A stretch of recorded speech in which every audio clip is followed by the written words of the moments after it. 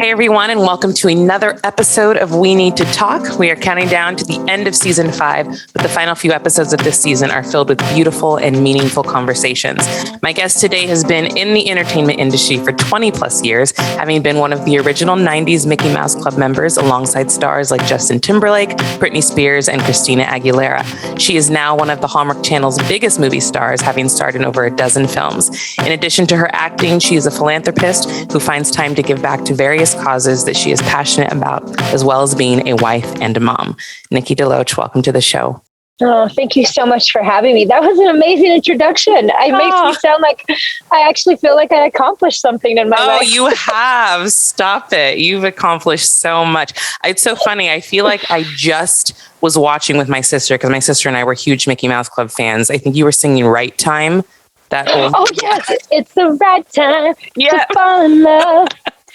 Oh my God, I'm gonna get you, baby. Yes.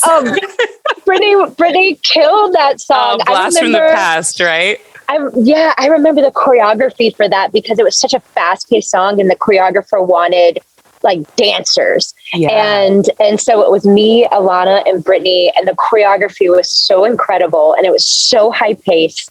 And I just, oh man, I miss that. I miss like just dancing, and singing always made me really nervous, but dancing was my very first love. That was your thing. I miss it. Oh, I love that. I mean, you started out at the industry at such a young age. And I mean, I think it's safe to assume that you probably always wanted to do that, considering that you started at such a young age. Oh, yeah. And a lot of people that do start as child actors and child performers, they have very different experiences. And it can either encourage you to keep going, or it can deter you from it altogether. So for you, because clearly you kept going because you've had a successful acting career. Or I'm just really stubborn. I love that. But how did the Mickey Mouse Club really prepare you for the entertainment industry? And was there any time after your time on MMC that you did feel kind of burnt out and you weren't sure if this was the path that you wanted to take? Oh, yes. Oh, yes. Oh, yes. Oh, yes. One of the ways I feel like that my experience there prepared me is you just do the work. You show up and do the work. There's no, you don't complain, unless obviously some boundaries are being crossed. Right, but you show up, you work hard, you do the work, and you're a team player. And I think that was the thing about that show that all of us were taught was how to play on a team.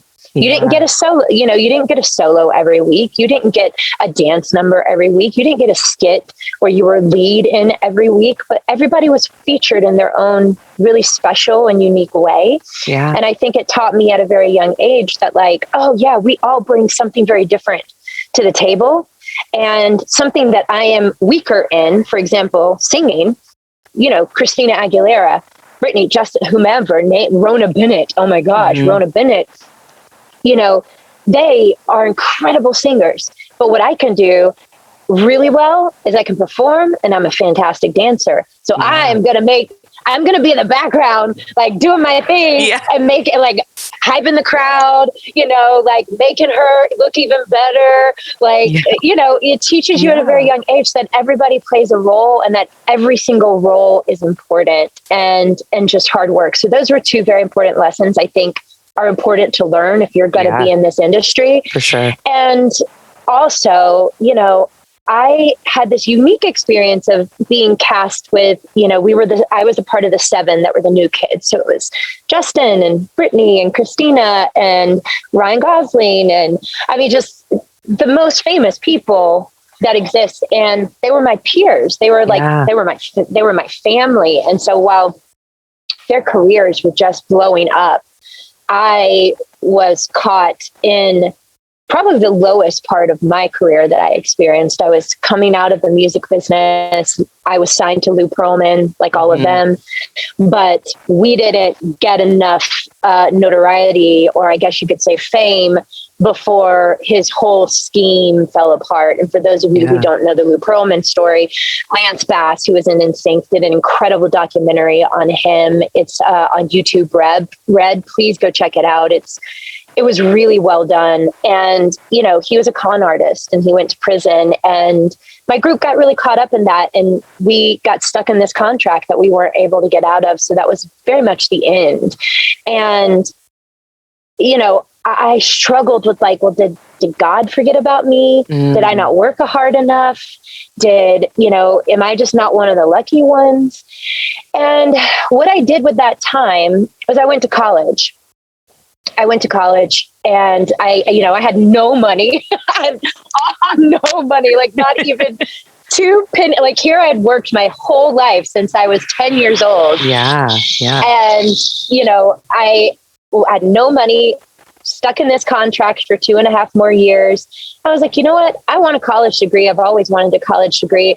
And maybe what God is saying, or the universe, or whatever word that you have for the energy that connects us all is saying, is like, now it's time for you to do that. Right. Yeah. And I did. And I loved every second that I was in college. And it was some of the best years of my life. It wasn't a normal college. I wasn't like, you know, pledging a sorority or anything. It was just like show up and learn. And after spending my entire life showing up and working, it was really cool just to show up and just to learn and be a student. And the craziest thing happened about 5 days after that record contract had ended, where I was kind of stuck and unable to do nothing. I got my first audition for a show, and I was like, well, maybe I'll go on it. I don't know.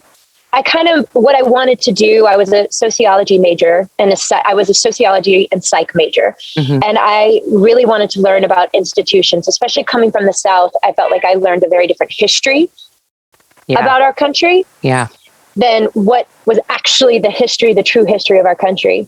And so I really wanted to learn the true history of our country. And then between that and my faith, which was to walk like Jesus walked, where is there need?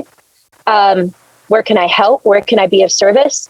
You know, I wanted to take my psych degree and to go into communities where they didn't have access to mental health care. And I still want to do that. So I ended up getting my degree in psychology, and that's still, you know, on the list for me to do, is go and get my master's, and to be able to do that, not for money, but because it matters. It matters a lot. And the older I've gotten, like you probably know, you talk to so many people, like mental health is everything. Yes. Yes. Truly, truly is. I love that you made that choice, because it's clearly served you. You're using your platform, but still giving back to these organizations and causes that you're super passionate about. And I think that when you get to a certain level in your career, you almost have a responsibility. And I know from you, you can speak from a faith base that like, okay, I've been given these blessings. I have to go out and bless other people. So I love that that's what you're doing. And there are a couple of organizations that I know that you're really, really aligned with. And you have even personal stories to connect you to them. One is, I know Children's Hospital LA, you have a very personal story with them, but also the Alzheimer Association, and as well as it's called Mind What Matters. Did I get that correct? That's right. Yeah. Okay, great. Just right. Perfect. If in as much as you feel comfortable, I would love for you to share what those personal stories are that have aligned you with those organizations that have wanted you to give back and really work with them and bring more awareness. Thank you so much. This is the coolest question you could ask me, because this is why I work. I work so that I could do that. Because that's really my passion, actually. And the cool thing about your podcast, and I listen to your episodes, and the thing that you hit home with is the conversation, right? It's the conversation. If we don't have the courage to talk about things that are hard or things that change us, if we can't take that pain and use it and grow and expand and give back with it, then it's wasted pain. Yeah. And so for me, Children's Hospital of Los Angeles services millions of children. And, you know, for me, again, going with Jesus, who I believe the measure of a good country is how we take care of our most vulnerable. Amen. And I feel like we are failing in so many ways. Children's Hospital is doing it to the degree. I mean, you walk in that hospital, you don't have money, you don't have insurance, it does not matter. Your child will not be turned away. They will not get a lesser service. They will be treated like any other child. To me, when, my Bennett, my youngest kid, when I was 5.5 months, we went in to get the 4D ultrasound and realized that he was going to be born with 4 congenital heart defects. And there was a big chance that he wouldn't make it.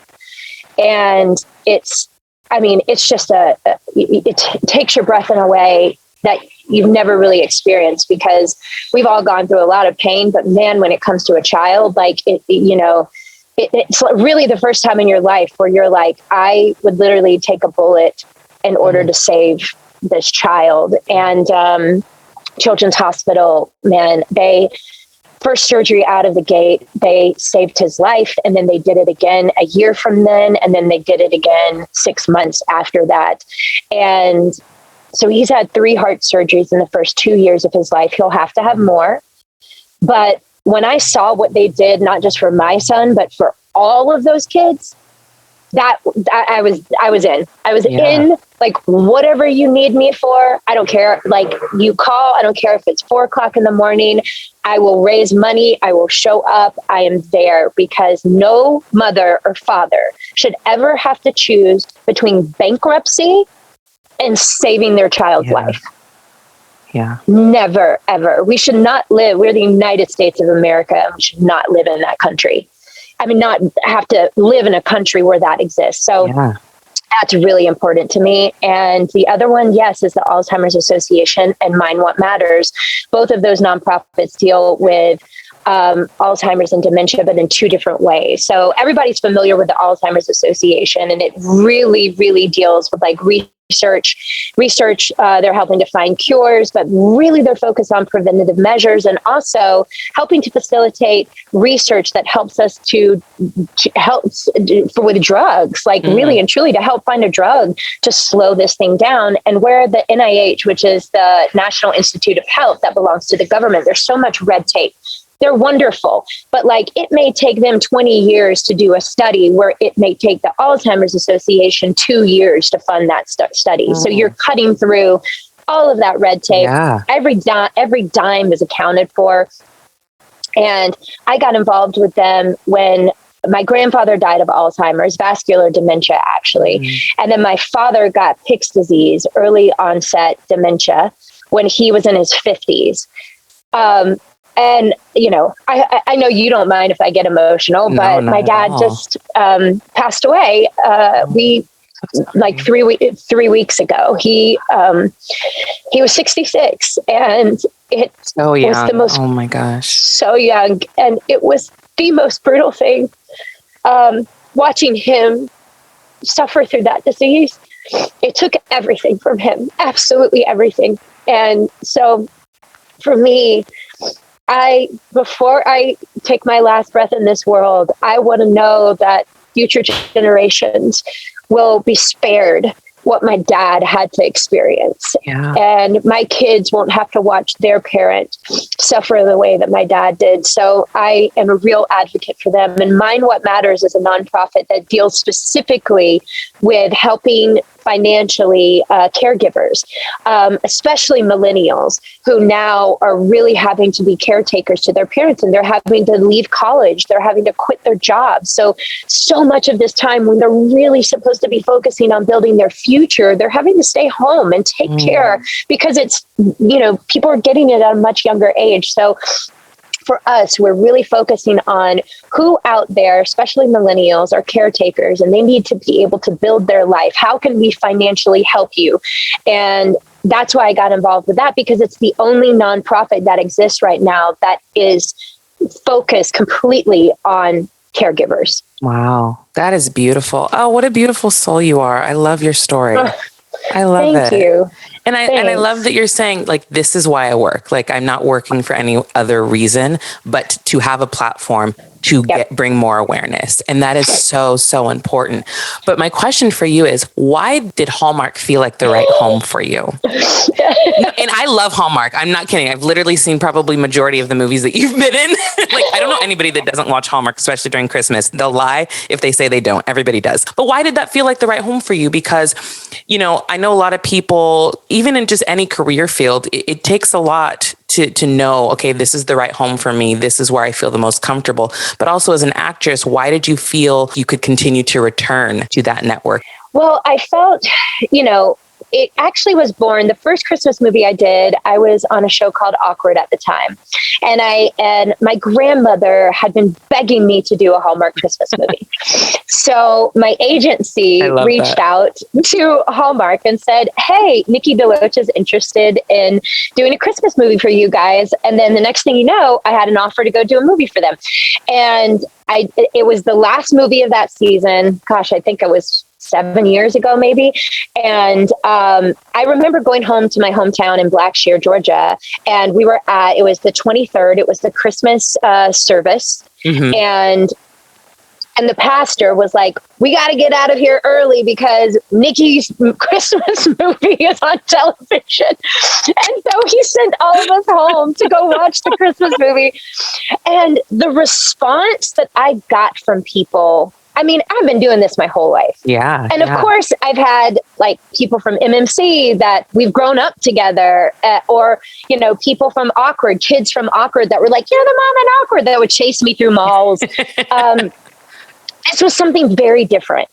It was this warmth and joy and safety that they were like, whenever it would just kind of explode out of them when they would talk about these movies. And I was like, I've never felt this before. This is something, and this was before Hallmark really exploded. Yeah. So then I went back to my managers. I also, had spent an entire year of my time in between hiatuses of Awkward going to learn how to produce. I knew very much a creative side of production, but I didn't know the business side. And so I had decided to intern at a friend's production company.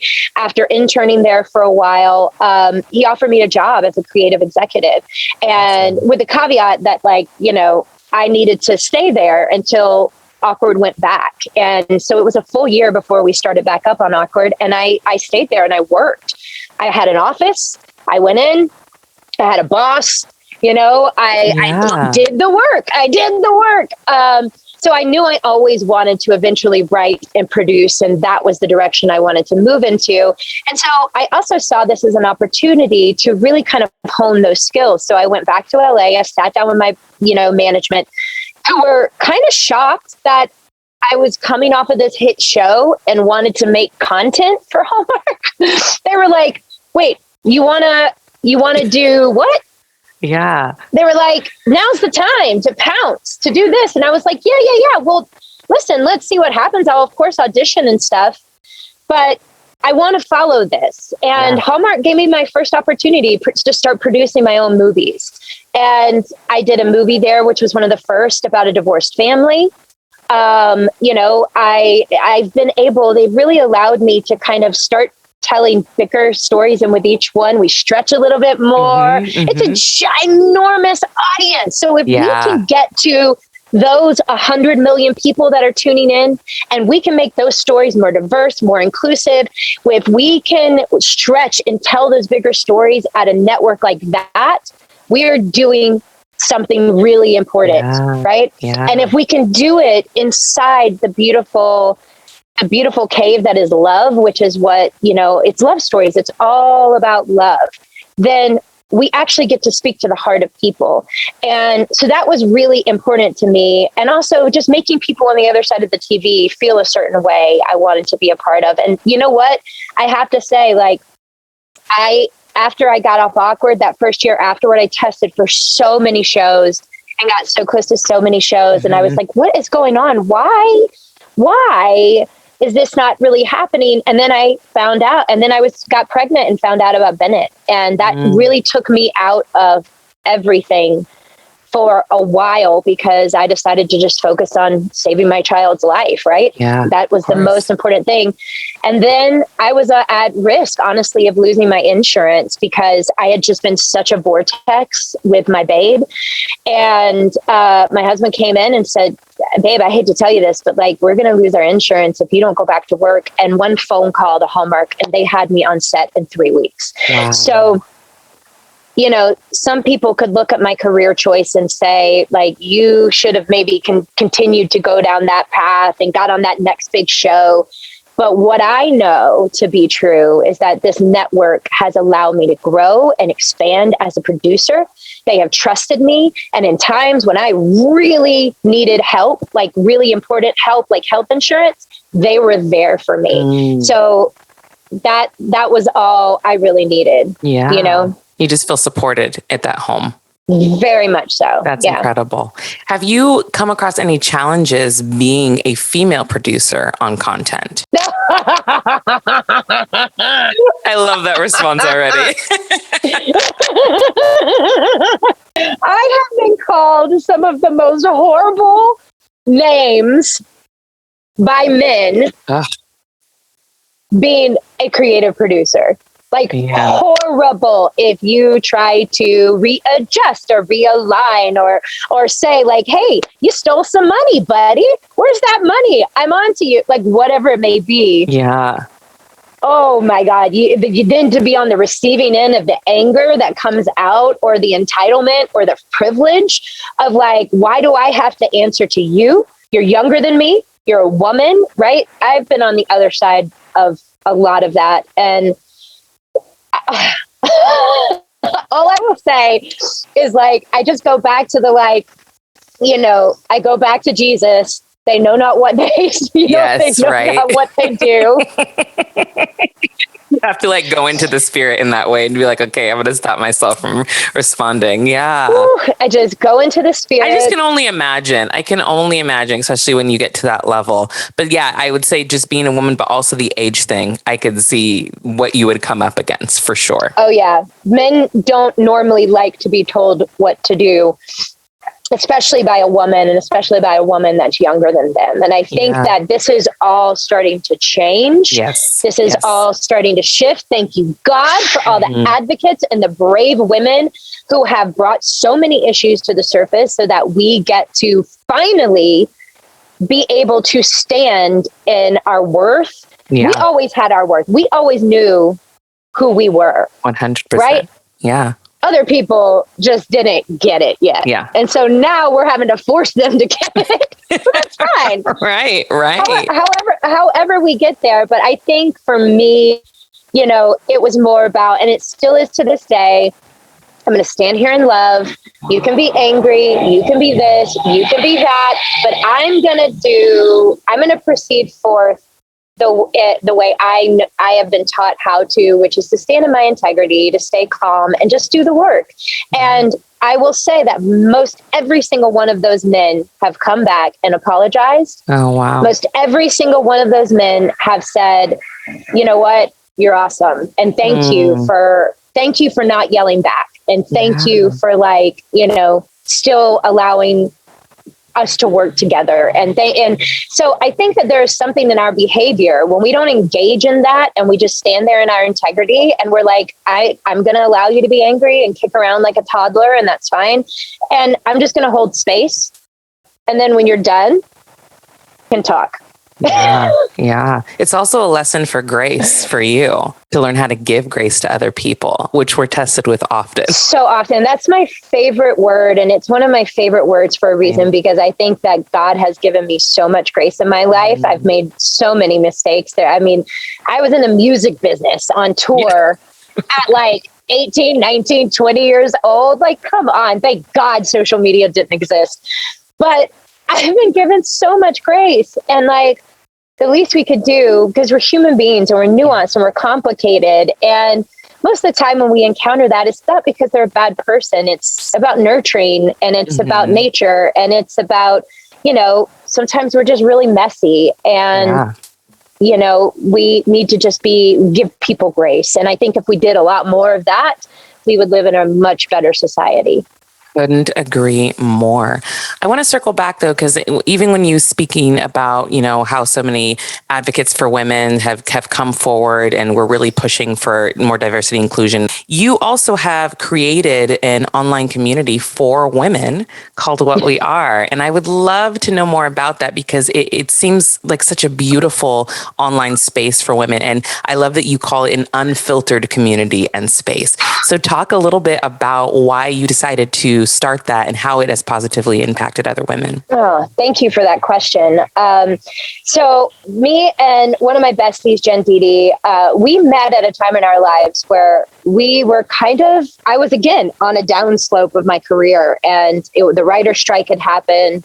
There wasn't a lot of work, and every movie I got kept falling through. Mm-hmm. And we were in acting class together, and we started to become friends and kind of made this pact with each other that, this is before I became a mom or even got married.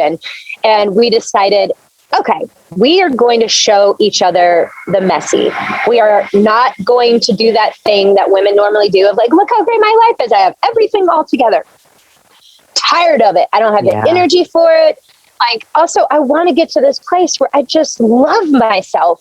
And that means accepting the flaws in all of it. Like, I want to be able to love people that way. So I have to learn how to love myself that way. And, like some people say, I have a hard time loving myself, but I can love other people. And my answer to that would be, well, aren't the other people that you love, aren't they also flawed? And don't you still love them? So like, we have to learn to do that for ourselves. And I said, you're going to be my accountability coach and I'm going to be your accountability coach. And boy, did we had no idea what we were in for. My first kid, I had suicidal postpartum anxiety. Then the second kid was 3 heart surgeries, and she had a 10-year fertility battle and she couldn't have babies. And I mean, like, it was just like one thing after the other. Yeah. And we decided after my postpartum is when the talks of starting a community came, because I couldn't find anyone out there talking about postpartum. I saw the numbers of how many women it affected, and I was like, where are the women? Where are the women? Like, nobody's talking about this except for Brooke Shields. But remember, Brooke Shields came out and talked about it, and Tom Cruise shut her down and was like, that's not what you're experiencing. This, and the gaslighting. The gaslighting. So no wonder women didn't talk about it, because here was this giant celebrity that she was so brave to talk about it, and he shut her down and was like, you're not feeling what you're actually feeling. And so I just decided, like, my first time on Home and Family, which was the morning show, talk show for Hallmark, was my first Christmas movie. And I said, can I talk about postpartum? Because that's what I've just gone through and nobody's talking about it. And I need to talk about it because I don't want women to feel like what I felt, which was completely isolated and alone inside of this and so scared. Yeah. And so Jen and I we just decided, like, let's embrace the messy, and maybe other women will feel like they can embrace their messy. And then we can all be on this journey of self-love together. And so that's how it was really born. And also, we just love women. We think women are the coolest, best people ever. So we just wanted to talk to women and highlight women and show how just awesome they are. That's so beautiful. I love that. We need more like sisterhood community spaces for sure. Especially nowadays. Yeah. So even with all of that, you are now working on a new project.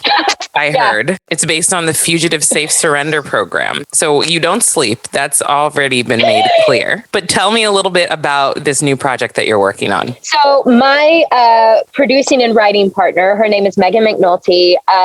We were so fortunate to get basically this content put in our laps, and it's all God. And we've been creating content and selling content and developing for 4 years now. Mm-hmm. And this was one of these projects that was put in front of us, and we were like, whoa, if there was ever a time, it is now. And it speaks to everything we care about. So Fugitive Safe Surrender was a program that started in New Jersey. where this man, his name is Jim Plusis, he was a U.S. Marshal under Bush, but then he became the U.S. Marshal for the state of New Jersey. And at the time, Camden, New Jersey, was one of the most dangerous places in the entire country. And they really wanted to turn their communities around. And when they looked at like why there is so much crime and why this is happening, they saw that there were so many people that had warrants. And all of these warrants really came down to they didn't have the money to pay them. It was, whether it was for traffic violations or, couldn't pay their mother for child support or, they really all came down to, warrants where if we lived in a just society, right, people would have been able to pay them, to pay their mother, or to pay their, their baby's mom, to be able to take care of their children, to pay their traffic violation. And then you have one warrant out for your arrest, and then you can't get a driver's license. You can't get jobs. You can't. So the cycle just continues. Yep. And what Jim decided, he worked with this incredible group of people, and he decided we have to get a program where we can clear these people's warrants, where we can give them a second chance at their life so they can get jobs, so they can feel like they can get their self-worth back and their dignity, so they can support their families. And so he brought in Father Mike Mannion, who is, he worked with Mother Teresa for 20 something years, side by side with her. And then also Reverend Parker, who had one of the biggest churches in Camden, New Jersey at the time, who, when he floats into a room, Reverend Parker, when he walks into a room, it's like God actually hand deliver. Like he just floats. These three men together, they brought together the police force and they brought together the church. And those two forces worked together to create the program called Fugitive Safe Surrender. They would do community drive-throughs where the police officers and the clergymen would all get in cars and drive through Camden and pray together for the people. The first time they did this program, almost 4,000 fugitives showed up. 4,000. Wow. And they cleared those warrants. And then they replicated this program 5 different times. And over the course of all of them, they were able to clear 50,000 warrants and give these people a second chance at life. Yeah. And that's the thing. It's the heart behind the badge and the heart behind the cloak is what this movie is about. And I don't know of a more timely, is there ever a better time to tell a story of, these institutions coming together for the greater humanity. And that's what we're needing right now. So we right now are reaching out to, we're doing announcements in New Jersey and on the East Coast for fugitives to come forward and tell their story. And they've started coming forward and talking to us about the ways in which this program completely changed their lives. And so Megan and I, we're just so fortunate to be a part of it, to learn from these men, to be in the presence of these men. And we're really excited to not only show it in in a documentary format, but also to bring it to life in a narrative format. Yeah, that has to be such a humbling experience too. So humbling, beyond. I still wake up and I'm like, wait, what? Like, we're doing this? Is this real? Yeah. Right. It makes you put things into perspective. That's incredible. I've never heard of that program, so I'm really, really interested to learn more about it. But I love all that you're doing, Nikki. You truly are just a beautiful soul. Can you let everybody know what you have coming up next and where they can also follow you on social media to keep up with you? For sure. So I have a movie coming out on Hallmark this fall called Taking the Reins, and it's September 25th. And this is a movie that my writing partner and we created and produced it, and both of us actually got to star in it, which was really cool. It was so cool. I couldn't believe it. I was like, wait, 12 years ago, you and I were doing this in acting class together, and now we're sitting across from each other acting and the cameras are rolling. I mean, it was a real, after 30 something years in this business, it was like, I continue to be awed and wowed at just the gifts that show up when you do the work and you stay open. So that's September 25th. And then I'm going to be taking off to film my Christmas movie in September. That'll come out later in Christmas. And then to find me on Instagram, go to Nick DeLoach. That's Nik. My last name DeLoach I'm going to give everybody my email address. That's my Instagram. And then on Twitter, it's Nikki DeLoach. Awesome. Well, thank you so much for joining me. I loved chatting with you, and I wish you nothing but success. Thank you so much for taking the time. I really appreciate it. And thank you for what you do. I love the conversations you're having. Thank you so much. Thank you. And to the listeners, make sure you subscribe if you haven't, and we'll talk to you again real soon. Bye.